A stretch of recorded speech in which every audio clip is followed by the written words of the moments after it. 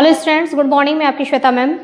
बच्चों, ये हमारे क्लास 9th की बुक है, क्लास 9th की साइंस की बुक है और इसमें आज हम स्टार्ट करने जा रहे हैं chapter 5 the fundamental unit of life. ठीक है, the fundamental unit of life मतलब हमारे जीवन का जो प्रारंभिक फंडामेंटल, जिसने हमारे जीवन की नींव रखी है, उस यूनिट के बारे में हम इसमें बात करेंगे। बहुत ही ज़्यादा इंटरेस्टिंग चैप्टर है ये, बहुत इंटरेस्टिंग चैप्टर है और आप लोग खूब मन लगा करके इसको समझना। बच्चों, चैप्टर को जो मैं पढ़ाने जा रही हूँ आपको, साइंस का ये चैप्टर, इसको आप लोग फील करना। ठीक है, मतलब हम केवल इसको एक एग्जामिनेशन के उद्देश्य से नहीं पढ़ेंगे बच्चों, बल्कि उस चीज़ को महसूस करेंगे कि कितने पीछे की बात है। मतलब 200 साल, 250, 300 साल पहले साइंटिस्ट ने इस चीज़ के बारे में सोचा, शुरू किया सोचना, और कैसे कैसे एक एक चीज़ डिस्कवर होता गया और आज हम उस जगह पर हैं जहां हमको पूरा पता है, मतलब पूरी डिटेल नॉलेज है कि हम किस चीज़ के बने हुए हैं, अपनी बॉडी के बारे में, अपनी क्या मतलब जितने लिविंग थिंग्स हैं सबकी बॉडी के बारे में आज हम बहुत ही परफेक्ट ढंग से जानते हैं। ठीक है, लेकिन तब के समय में हम नहीं जानते थे। तो आप सोचिए कितनी कड़ी मेहनत है साइंटिस्ट की। तो अगर वो उन्होंने इतनी कड़ी मेहनत की है बच्चों, तो हम भी इसको मन लगा करके इसको समझने की, ठीक है ना, इंटरेस्ट से इसको पढ़ने की कोशिश करेंगे, न कि केवल एग्जामिनेशन के उद्देश्य से इसको तैयार करेंगे। ठीक है बच्चों, तो चलिए अब हम चैप्टर शुरू करते हैं, the fundamental unit of life. देखिए, यहाँ पर हमारे इन्वायरमेंट की अगर हम बात करें तो हमारे इन्वायरमेंट में बहुत सारी चीज़ें हमको आसपास दिखाई देती हैं जो कि लिविंग थिंग्स हैं। ठीक है ना, प्लांट्स, एनिमल्स तो हैं ही लिविंग थिंग्स। उसके बाद 1.8 मिलियन, मतलब एट अ प्रेजेंट अबाउट, है ना, इस समय की अगर हम बात करें तो 1.8 मिलियन स्पीसीज लिविंग ऑर्गेनिज्म इस समय है, जिनका साइंटिफिक नेम भी दिया जा चुका है। ठीक है, इनका साइंटिफिक नेम दिया जा चुका है। कहने का तात्पर्य ये है कि साइंटिस्ट के द्वारा बाकायदे इतने जो स्पीसीज हैं, लिविंग ऑर्गेनिज्म जो हैं, इनके बारे में स्टडी किया जा चुका है। 1.8 मिलियन, बहुत ज़्यादा। ठीक है, इतनी स्पीसीज अर्थ पर हैं जो कि लिविंग है और एक दूसरे से अलग है, डिफरेंट है। तो इतने वैरायटी के लिविंग ऑर्गेनिज्म का को साइंटिफिक नेम दिया जा चुका है। इसका मतलब कि इनके बारे में डिटेल स्टडी की जा चुकी है। ठीक है, जैसे अगर हम बात करें बहुत बड़े एनिमल्स की बात करें तो बहुत बड़ा एनिमल जैसे ब्लू व्हेल है ना, अफ्रीकन एलिफेंट, जिनको आपने देखा है अपनी आंखों से।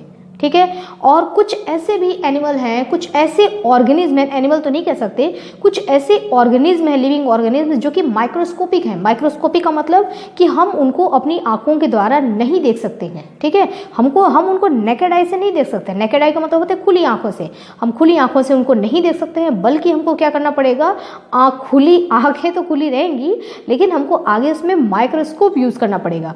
तो हम माइक्रोस्कोप के द्वारा हम उनको देख सकते हैं। और कहा जाए तो माइक्रोस्कोप से भी हमको केवल उनका आउटर स्ट्रक्चर ही दिखाई देता है कि अच्छा इस तरीके के शेप का है, लेकिन हमको डिटेल में कुछ भी दिखाई नहीं देता है। उसके लिए हमको इलेक्ट्रॉन माइक्रोस्कोप का इस्तेमाल करना पड़ता है।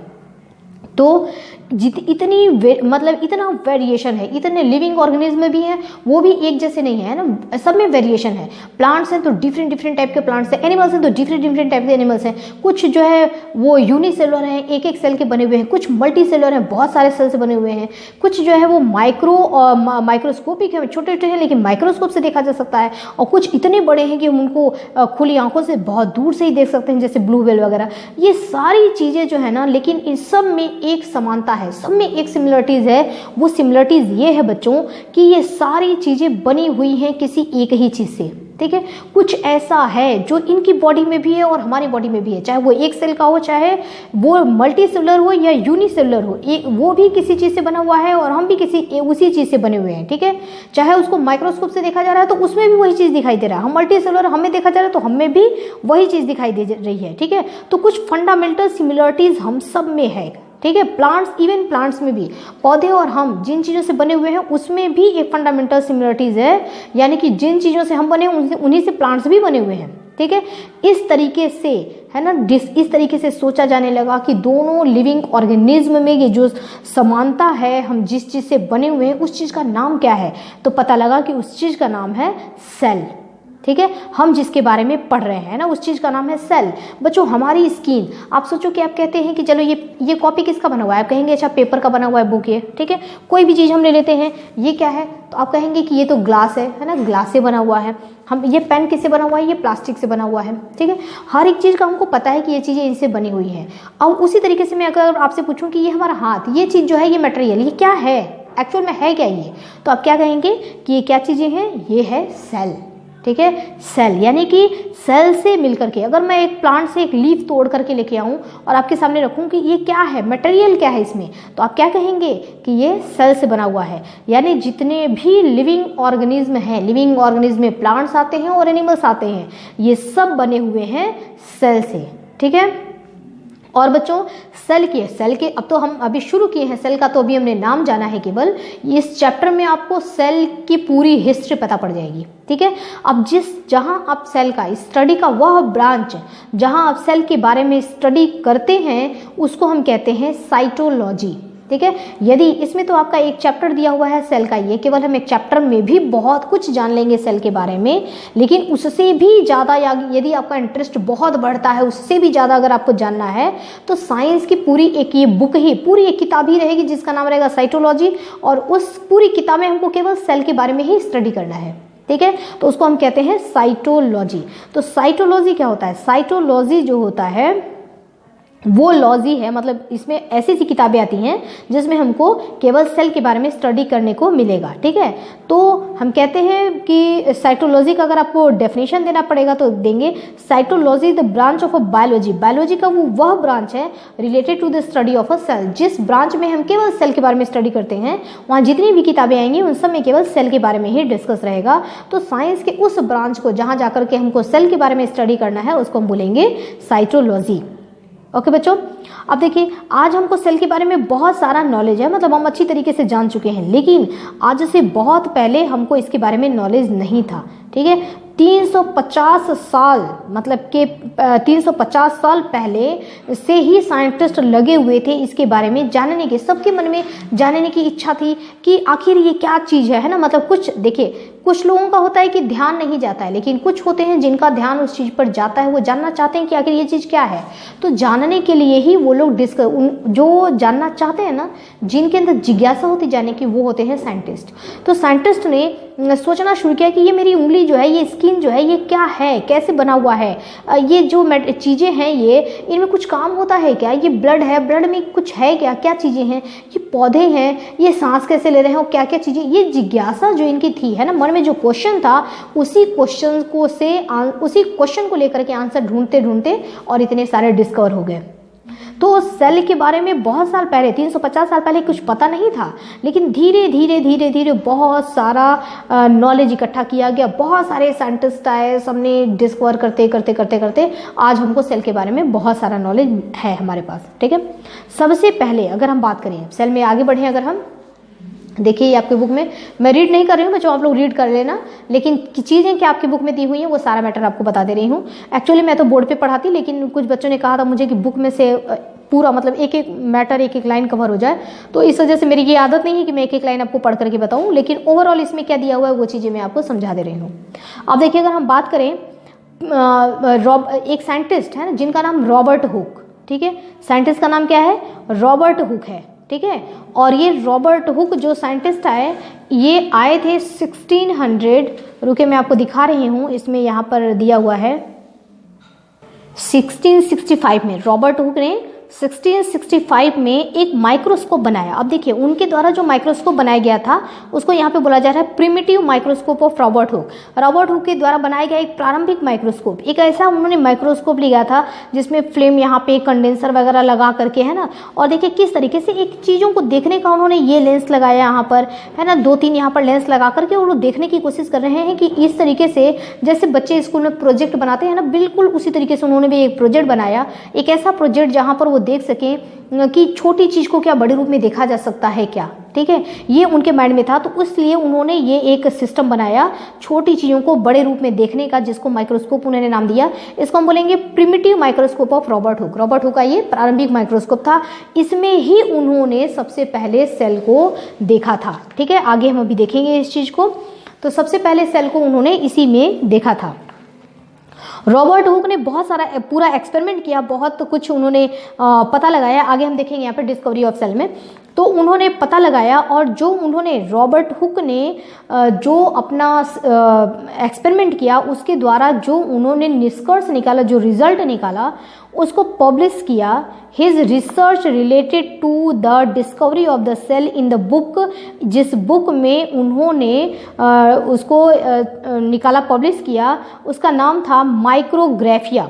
ठीक है, इन टाइटल माइक्रोग्राफिया के साथ बुक में जो है ये पब्लिश किया गया, जो उनका रिसर्च था। जैसे आप भी कोई अगर रिसर्च करते हैं, कुछ आपने डिस्कवर किया, तो डिस्कवर करने के बाद आपको भी उसको पब्लिश करना पड़ता है, जाकर के हमको साइंस फैकल्टी में उसको जमा कराना पड़ता है, बताना पड़ता है कि हमने ये चीज़ किया है, और उस चीज़ को वापस से किया जाता है, वहाँ पर री एक्सपेरिमेंट किया जाता है कुछ साइंटिस्ट के द्वारा, और लगता है यदि कि हाँ वो बात सही है, तो फिर वो चीज़ें जो है वो बुक में आ जाती हैं कि इनके द्वारा ये चीज़ हमको जानकारी दी गई।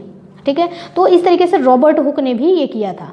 अब रॉबर्ट हुक ने जो अपना एक्सपेरिमेंट किया था, ठीक है, उन्होंने जो सेल देखा था, सबसे पहले रॉबर्ट हुक ने सेल को देखा कहाँ, तो उन्होंने एक ये माइक्रोस्कोप बनाया, जैसा कि मैंने आपको दिखाया, ये एक माइक्रोस्कोप बना करके उन्होंने, और रॉबर्ट हुक ने एक कॉर्क होता है ना, कॉर्क का मतलब होता है कि जैसे कि आपने देखा होगा कुछ पहले की मेडिसिन की छोटी छोटी आयुर्वेदिक मेडिसिन की बोतल आती थी, या उसमें दाने आते थे, वाइट वाइट गोल गोल सफ़ेद सफ़ेद से दाने आज भी आते हैं, और उसका जो ढक्कन होता था ना वो लकड़ी का जो है एक छोटा सा बना करके उसमें ऐसे टाइटली उसको कस दिया जाता था, तो वो उसका ढक्कन हुआ करता था, उसी को हम कहते हैं कार्क। ठीक है, तो उस कार्क में उन्होंने सबसे पहले कार्क का छोटा सा कार्क का पीस एकदम छोटा सा लेकर के, बहुत बारीक पीस लेकर के, उसकी स्लाइड बना करके, और अपने इस माइक्रोस्कोप में उस स्लाइड को जो उन्होंने कार्क बनाया उसको लेकर के, और माइक्रोस्कोप में यहाँ पर देखिए, यहाँ पर है ना, यहाँ रख करके और यहाँ से वो देखना शुरू किए। जब यहाँ से वो देखे तो वो चीज़ काफ़ी बड़ा उनको दिखाई दिया। ठीक है, जो उन्होंने छोटा सा पीस रखा था ना लकड़ी का, वो देखने के लिए कि ये चीज़ किस चीज़ से बना हुआ है। ठीक है, तो उसको लेकर के जब उन्होंने बड़े रूप में जब देखा तो उनको कुछ इस तरीके के स्ट्रक्चर दिखाई दिए, कुछ ज़्यादा नहीं दिखाई दिया, बट ऐसे ब्लॉक लाइक स्ट्रक्चर दिखाई दिए, कुछ ऐसा लगा जैसे मधुमक्खी का छत्ता हो। तो इस तरीके की कुछ उनको स्ट्रक्चर ये दिखाई दिए, और ये जो सेल थे ना, कि डेड सेल थे, मरे हुए सेल थे। तो इस तरीके से उन्होंने डिस्कवर किया सबसे पहले इस तरीके से सेल का। ठीक है, पहले मैं आपको यहाँ पर बताती हूँ उनके डिस्कवर के बारे में। देखिए, अब यहाँ पर दिखाया गया है डिस्कवर ऑफ द सेल।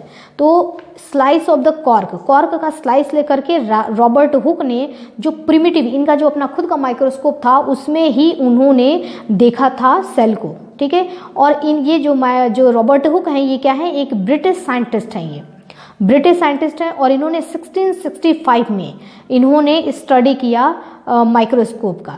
ठीक है, और इन्होंने 1665 में इन्होंने डिस्कवर किया सेल का। सेल जो इन्होंने सेल देखा था, आपसे पूछा जाए कि वो सेल लिविंग था या डेड सेल था, तो इन्होंने जिंदा सेल नहीं देखा था बच्चों, इन्होंने डेड सेल देखा था। ठीक है, सबसे पहली बात कि इन्होंने माइक्रोस्कोप, खुद के द्वारा माइक्रोस्कोप बनाए गए माइक्रोस्कोप में इन्होंने सेल को देखा।